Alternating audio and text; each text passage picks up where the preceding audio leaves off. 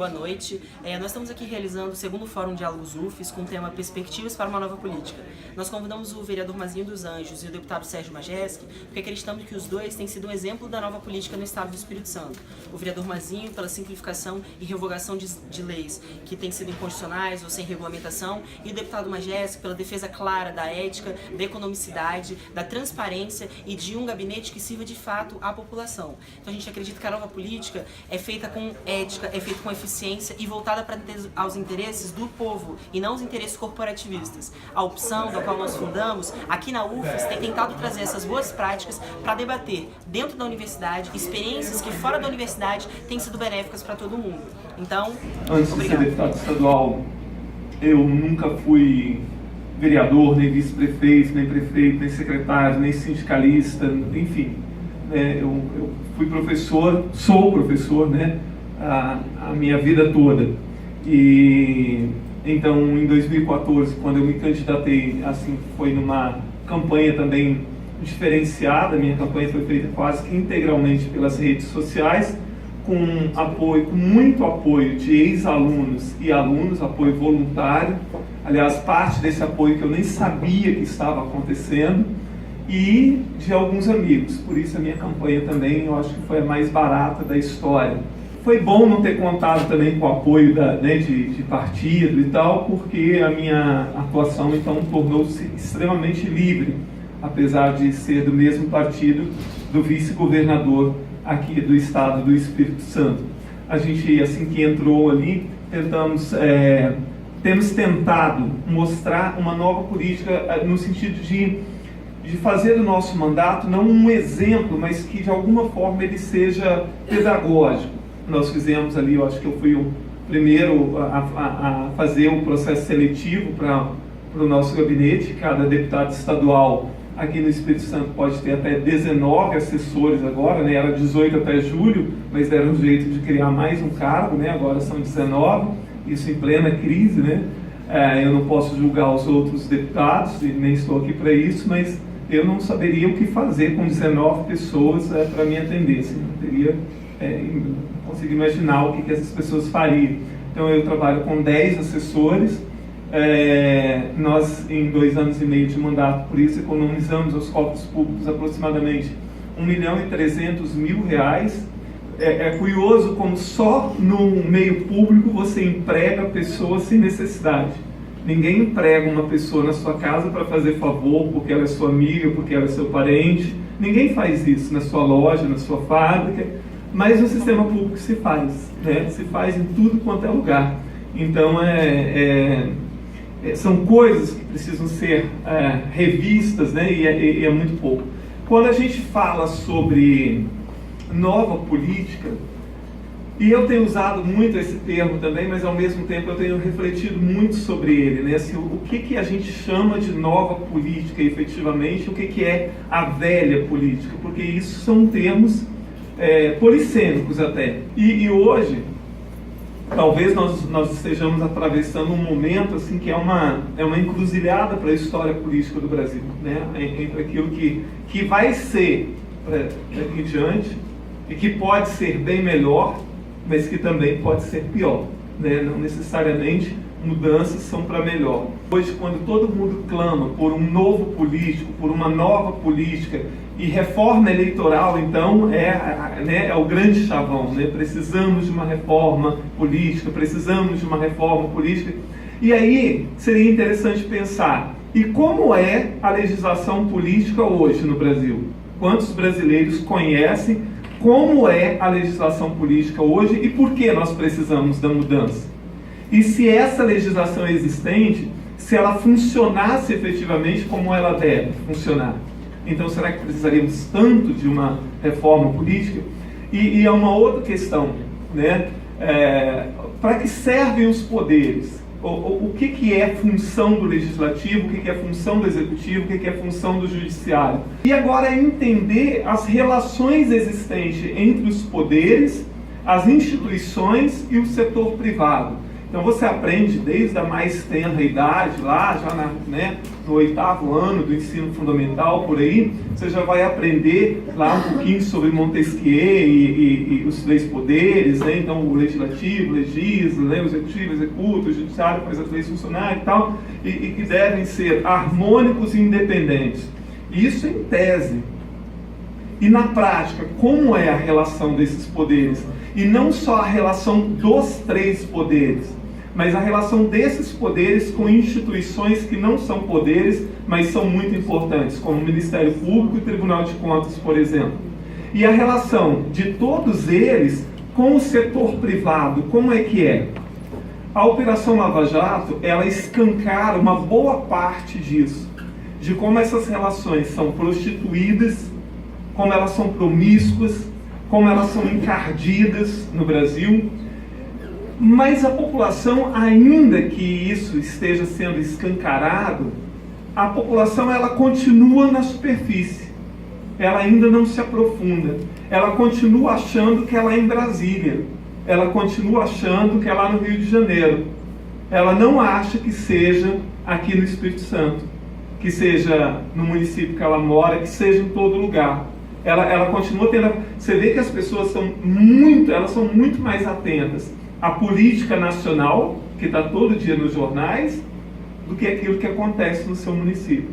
Se você dissesse, eu faço sempre esse desafio, porque virou clichê, político nenhum vale nada, todos os políticos são ladrões, ninguém presta, ninguém trabalha, ninguém faz nada, é tudo vagabundo, é tudo corrupto, etc, etc.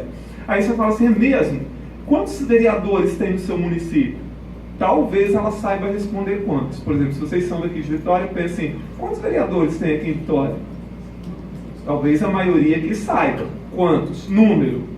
Aí, ótimo, você sabe, são 15, né? Aqui. São 15. Então, a pessoa sabe, são 15. Você sabe citar o nome de 7 vereadores de Vitória? Só 7. Aí, depois de citar 7, pergunta assim, você sabe o que esses 7 fazem? Então, onde eles surgiram? Qual a formação deles? O que eles têm apresentado ou não apresentado? Não, caiu no clichê. Os vereadores de Vitória não valem nada. É tudo igual. Era igual aos que tinham antes, igual... Então, assim, a população caiu também nesse clichê de que ninguém presta. É óbvio, pessoal, que no mundo político, quanto em vários outros setores, existe muita gente que não presta. Mas existe, sim, uma minoria lutando muito para mostrar que existem outras possibilidades. Como é que num país com um baixo nível cultural de grande parte da população, com uma sociedade que é cada vez mais individualista, que olha cada vez mais para o seu umbigo, como você consegue resolver isso e mudar essa situação? Então, assim, um grande problema nosso é que as pessoas entendam como as instituições funcionam e por que funcionam dessa forma. Assim, as relações, elas se dão de uma forma, isso que e aí eu volto à Lava Jato, se a gente refletir, não em cima daqueles fatos, mas refletir, usar aquilo para o que são as relações de poder no Brasil, entre as instituições públicas, partidos, políticos e o meio privado, então sim, nós vamos entender o que é esse país. O Temer, naquela primeira denúncia ali, foi votado ao vivo se as pessoas eram favoráveis ou não que ele fosse investigado. Ora, aquilo estava sendo mostrado para o Brasil inteiro. Foi escancarada a compra de votos ali, né? Aquilo veio a público para quem quisesse ler, entender, e até o mais inocente, né, diríamos assim, dos seres humanos, e entender o que aconteceu naquele episódio. E as pessoas ficaram horrorizadas. Gente, olha lá, comprar dessa forma os deputados.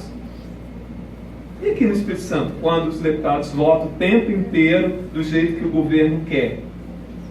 Se ele é o governador e eu sou o deputado, se eu sou aliado dele e fecho os olhos para tudo o que ele faz e o que ele quer, então ele vai me dar vários cargos lá na Secretaria de Agricultura, no Detran, na Cesan, no Banesh e aonde eu quiser. E ainda tem as famigeradas emendas parlamentares, que ele vai pagar as emendas de acordo com a minha obediência ou não.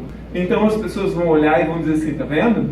Aquele deputado ali é que é bom, tá vendo? Ele conseguiu uma ponte lá para o meu município, aquele ali conseguiu um secador de café, aquele ali conseguiu uma antena de celular, certo? E por que eles conseguiram e os outros não?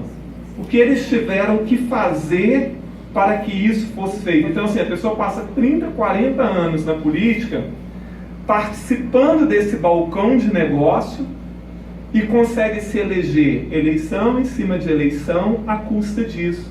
Mas e o judiciário, então? Aonde é que entra nisso? Porque daí, se você tivesse um Ministério Público funcionando muito bem, com um Tribunal de Contas funcionando muito bem, com o Judiciário funcionando muito bem, obviamente que o Executivo funcionaria muito bem. E aí você tem o Judiciário de alguma forma participando disso, pelo menos aqui no Estado.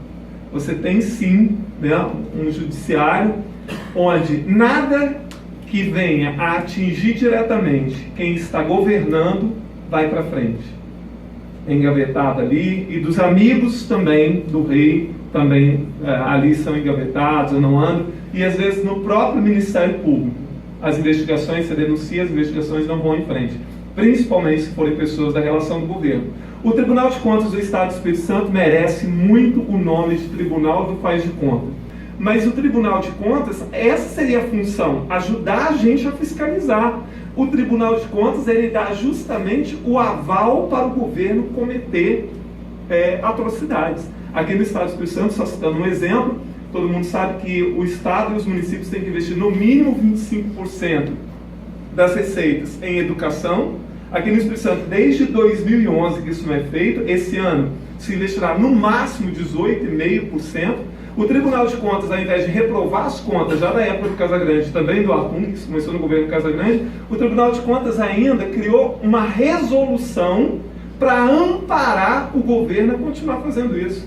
Você tem instituições que deveriam primar pelo cuidado do dinheiro público, não. Ela cria resoluções para garantir que se use mal o dinheiro público. E assim, muitas vezes, é a Assembleia Legislativa. Assim, você tem, eu estou lá há 2 anos e meio praticamente, até hoje nenhum projeto do governo foi reprovado ali. Nenhum projeto do governo foi modificado de forma significativa. Todo mundo sabe que assim, a coisa mais importante que é aprovada numa Assembleia Legislativa, assim como numa Câmara de Vereadores, é o orçamento. O orçamento está para entrar na Assembleia agora há pouco tempo. A sociedade não acompanha isso. No ano passado nós fizemos uma campanha pelas redes sociais para ver se pelo menos a sociedade organizada se animava a participar, a entender, a ir lá no dia da votação. Bobagem. Nem os sindicatos vão. Então a pessoa mete o pau no governo, o governo vai dizer, mas olha só, sem dinheiro não se faz nada. Então se você foi lá no dia da votação do orçamento, você acompanhou a tramitação do orçamento dentro da Assembleia para ir na cabeça dos deputados dizer que ali estava errado, que tem um monte de dinheiro usando de forma errada. Então assim, falta esse entendimento e essa relação então entre as instituições sendo de certa forma não, altamente promíscuas é muito ruim. Porque aí o Tribunal de Justiça protege o Legislativo, que protege o Executivo, que protege o Tribunal de Contas, que protege o Ministério Público, e por aí vai. Então você tem uma ciranda difícil de quebrar, que pode ser quebrada, obviamente, se a gente tivesse, por exemplo, uma Assembleia Legislativa muito mais eficiente. Olha só, é da democracia você ter sempre uma base aliada do governo, mas é da democracia que você tem uma oposição. E muitas vezes na democracia é muito mais a oposição que faz o governo funcionar do que a base aliada, né? Mas nós temos o inverso daquilo que deveria estar ocorrendo. Por exemplo, se nós temos um país com tantos problemas, então a população deveria agora cada vez mais se aproximar da política para entender tudo isso, participar desse processo de mudança. Uma parcela cada vez maior se afasta disso, né? E diz assim, vou votar em branco porque eu não dependo de política, eu vou anular meu voto. Não há um ser humano que não dependa da política. De alguma forma você depende, porque nós temos uma política educacional, de segurança pública, de limpeza pública, de saúde pública, e tudo isso já afeta diretamente uma política econômica, e tudo isso passa por decisões políticas. Mas uma grande parte da população nem isso consegue entender. Mas assim, quanto perspectiva de nova política, pessoal, assim, eu acredito que ela se faça através de exemplo, à medida que a própria população também mudar o seu comportamento, né? Obrigado.